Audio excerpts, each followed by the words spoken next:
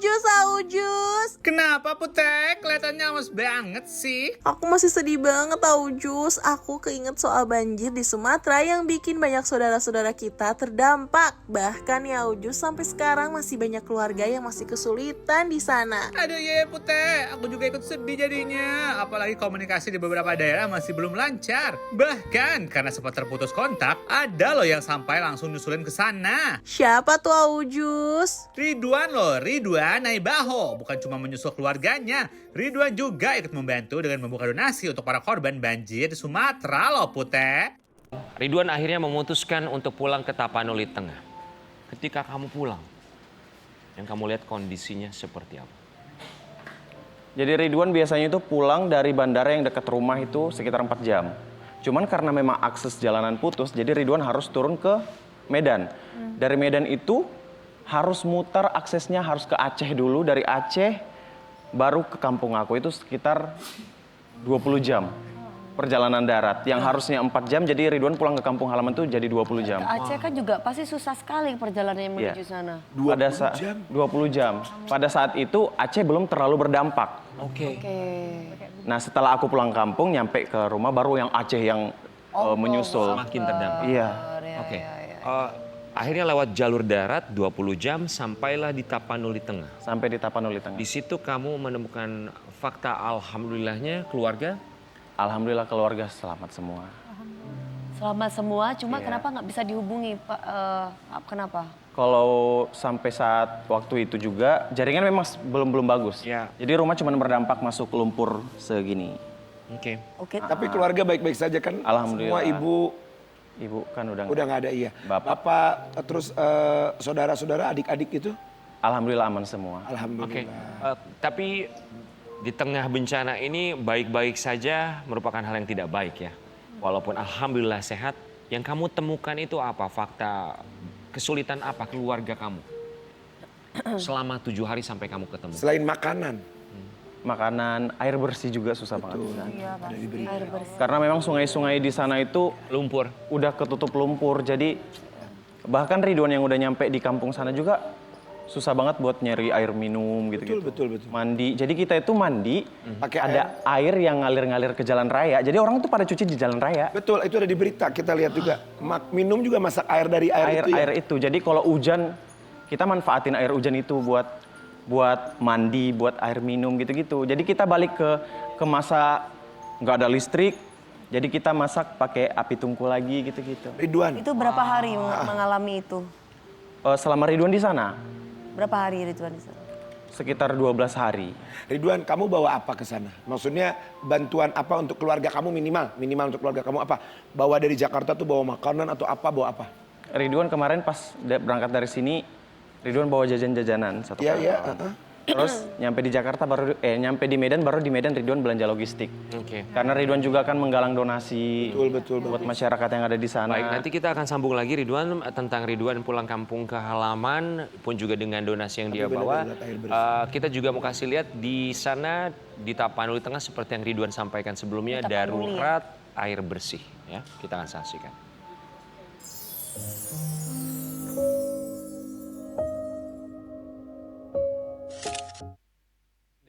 Itu yang di pinggir-pinggir jalan. Iya betul. Iya, itu tuh bukan air bersih sebenarnya ya. Iya.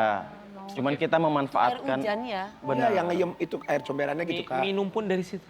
Betul. Iya, kita mau nggak mau juga minum dari situ. Apa rasanya? Kalau kita kemarin udah nggak mikirin rasa, yang penting Bisa gimana makan, nggak bisa, yang penting bisa bertahan aja gitu. Ridwan, ada kepikiran nggak dibawa semua keluarga ke Jakarta sama kamu untuk saat ini menyelamatkan dulu? Dengan kondisi sekarang. Ada sebenarnya, cuman bapak itu juga mikirin aku aja. Kenapa? Kalau kata dia nanti kok ngeribetin kamu gitu loh. Enggak lah, Ngerepotin. apa-apa. Ya Allah, Akbar, orang tua ya gitu ya. Jangan, nggak apa-apa, bawa aja dulu. Kenapa? Ridwan. Oke. Apa dalam pikiran seorang Ridwan Naibaho?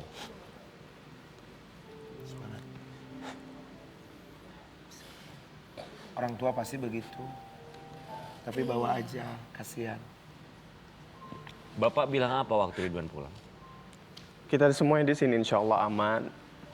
Yang penting kalau kamu nanti, aku sebenarnya udah bilang ke bapak, ayo berangkat sama-sama ke Jakarta biar aku juga tenang gitu.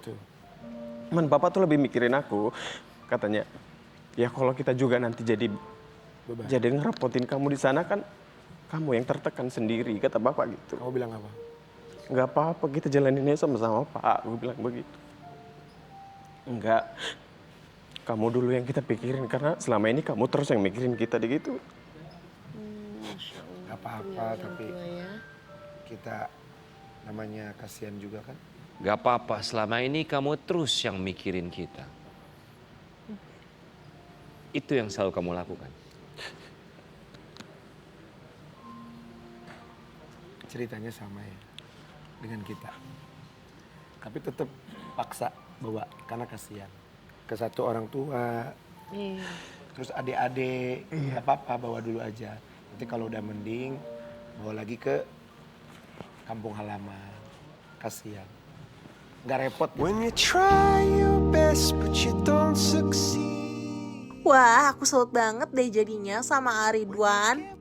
Tapi Putih, kita juga harus mengenang tragedi lain yang juga sempat membuat satu Indonesia bersedih. Oh iya, aku tahu Ujus, tragedi demo itu kan yang mengorbankan seorang ojek online dan yang lainnya. Itu fix bikin aku tuh shock banget, gak kuat, aku tuh sedih banget.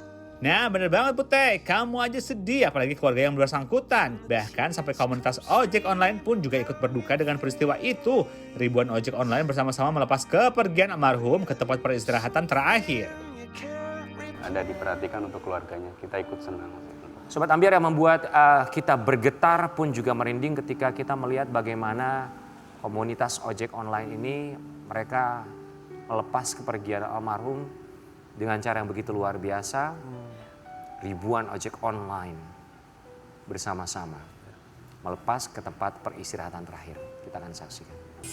Ya Masya Allah ya, kalau kita melihat dari sini tuh almarhum ini punya amal kebaikan apa ya, sehingga diantarkan sebegitu banyak orang, didoakan sebegitu banyak cinta dari kita gitu loh, ya kan? Ini yang mengkoordinir siapa dan bagaimana caranya, jalur komunikasinya, karena tapi kita juga apresiasi bahwa teman-teman komunitas ojek online ini begitu solid sekali. Iya solid banget ya teman-teman ojol memang solid. Gimana cara komunikasi atau mengkoordinir ini semua untuk Atau memang ini aja, memang hati aja gitu ya, tergerak ya, nggak usah dikoordinasi ya mungkin ya. Kemudian Sebanyak itu. itu titik temunya di mana saat itu? Kenapa? Titik temunya bisa ribuan ojek online. Kebetulan saya di WA oleh rekan juga di Rumah Duka Sudirman. Itu saya juga kaget banget. Di Rumah Duka Sudirman itu nggak sebanyak itu karena pasti full, itu macet parah ketika kita beriringan lewat jalur Sudirman utama yang besar itu. Di situ full, saya pun kaget. Saya merinding banget di situ ya. Luar biasa. Padat banget. Apa dalam pikiran teman-teman, satu orang boleh mewakili ketika melihat begitu banyak ribuan teman-teman lainnya berprofesi sama, mengantarkan teman sejawat Afan Kurniawan almarhum berpulang ke tempat peristirahatan terakhir yang sebetulnya mereka juga sama seperti teman-teman, berjuang juga mencari pundi demi pundi di jalanan. Untuk keluarganya. Ya sakit hati ada ya, kesel ada. Apa yang dirasakan? Marah ada pasti macam-macam. Sedih jelas pertama. Dia jelas. Ya kita juga merasakan kan. Ya. Karena almarhum itu ya bisa dikatakan pejuang keluarga. Ya. Tiba-tiba pergi lebih dulu dengan cara yang bisa kita lihat juga. Ya kita merasa sedih kehilangan. Karena Sama-sama merasakan kita di lapangan seperti apa gitu. Terus pas ketika teman-teman almarhum sampai ke pemakaman di pengantaran kita dengan melihat ribuan teman-teman itu juga kita terharu sekali.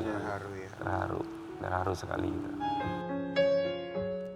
Wah, solid banget ya komunitas ojek online ini. Alhamdulillah juga dari pihak yang berwenang sudah memberikan sanksi yang adil. Tapi nih Aujus, aku jadi penasaran deh gimana pandangan agama tentang kejadian ini. Nah, kita dengar langsung aja yuk pendapat dari Ustadz Dery. Tapi Ustadz izin, bagaimana hukumnya dalam Islam? Kita bicara hukum Islam ya. Ya. Dalam hukum Islam itu meskipun nggak sengaja membunuh orang, itu ada nama hukumnya kisos. Jadi nyawa balas nyawa. Kalau kita nembak burung nih, tiba-tiba kena orang. Terus keluarganya nggak ridho, maka yang menembak nggak sengaja itu pun harus Tembak juga. ditembak juga. Itu hukum Islam ya. Tapi kalau keluarganya memaafkan, nggak jadi. Maknanya sekarang nih, kalau seandainya keluarganya Afan, dia memaafkan semua brimob itu, maka dalam hukum Islam tidak ada hukum buat mereka. Kalau dia memaafkan, Di dunia ya itu hukum Islam ya. Tapi ini kan kita hukum KUHP kan. Iya. Setiap yang bersalah tentu harus ada hukumannya. Iya. Jadi kita serahkan kepada pengadilan nanti yang memutuskan, ini kan udah pidana kan. Ya. Kalau saya tidak berani menghakimi kalau itu disengaja, nggak mungkin disengaja. Ya. Karena dia mungkin panik betul ya. Tapi lupa mungkin ini barakuda. Barakuda tuh anti granat. Anti Segala macam ya. Cuman saya nggak kebayang kalau saya yang jadi supir itu. Iya, saya juga tidak bisa Terus membayangkan. gimana caranya tiba-tiba Iya. kita takut nih mobil posisi tiba-tiba dibakar dan sebagainya, kan ada banyak nyawa di dalam juga. Jadi sekarang kita serahkan ke aparat hukum, sudah diproses, kita sangka baik. Sekarang dengan kematian Afan, kita banyak belajar, banyak hikmah dan banyak juga kejadian yang terjadi setelah wafatnya Afan itu. Oh, jadi seperti itu ya kalau dilihat dari pandangan agama. Iya Putih, ya udah di Sobat Ambiar, jangan kemana-mana ya. Kita akan kembali lagi setelah yang satu ini. Tetap di Pagi-Pagi Ambiar, geger. Putih, kamu ada satu permintaan gak? Nanti aku kabulin karena ini spesial tahun baru. Sok sebutin keinginan kamu di tahun 2026 apa? Kalau aku minta karyawan lantai 7 yang udah ganteng, wangi gitu, bisa nggak ya Ujus? Aduh Putih, ngapain sih repot nyari? Kan ada di sebelah kamu karyawan yang ganteng dan wangi. Inisialnya U, belakangnya S, cuma kurang duda aja sih ya. Aku ganti deh Ujus, ini kan mau tahun baru nih ya. Masa sih kita nggak nampilin host-host keren gaul kita di tahun ini? Karena aku lagi seneng nyanyi sambil goyang dalam keadaan mati lampu.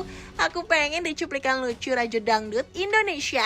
Emang siapa sih Putih? Coba jelasin yang jelas Raja Dangdut itu siapa? Itu loh Ujus yang penampilannya selalu cetar dan bikin geger. Sampai-sampai dijuluki King Dangdut, masa nggak tahu sih ya Ujus? Aduh Putih, tinggal sebut King Nasar aja kok susah. Ya udah nih, aku punya video-video lucu King Nasar yang bikin ngakak atau sering disebut King Nasar Court. Yuk kita nonton. Sobat Ambiar nanya kerjanya apa? Apanya? Kerjanya! Kesel banget gua nanya dari kerjanya. Aku sabar, kau melihat wajahnya Nasar. Sini yuk, pindah yuk. Mami olah gantian.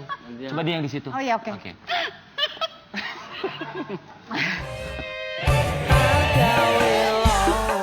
Aduh, Ujus lucu banget sih sama King ini.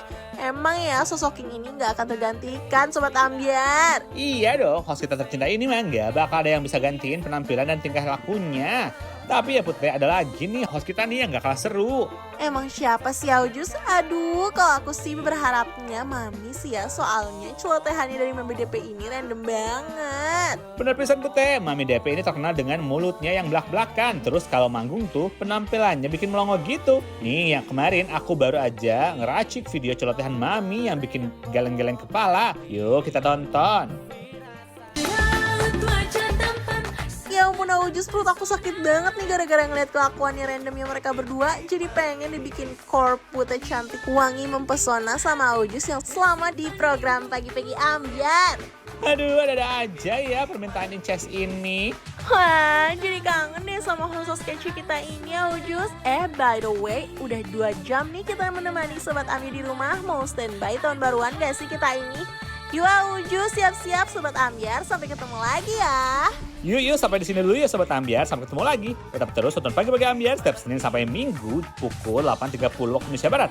Dan Ambiar Weekend setiap Sabtu dan Minggu di jam yang sama. Pagi-Pagi Ambiar, geger.